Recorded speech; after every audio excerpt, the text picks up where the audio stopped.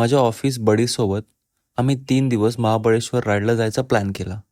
Kawasaki versus 650, royal Enfield 350 आणि आपली KTM adventure 390.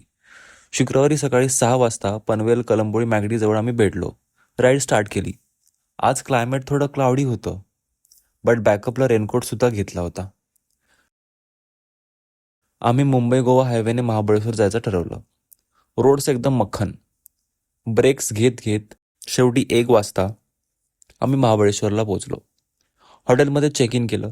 थोडी वामकुक्षी घेऊन संध्याकाळी थोडा फेरफटका मारायला आम्ही निघालो. पण रात्र होईल तशी थंडी वाढू लागली. 11 वाजता टेम्परेचर 20 डिग्री सेल्सिअसवरती पोहोचलं. भर एप्रिल महिन्यामध्ये एवढी थंडी अनएक्सपेक्टेड होती.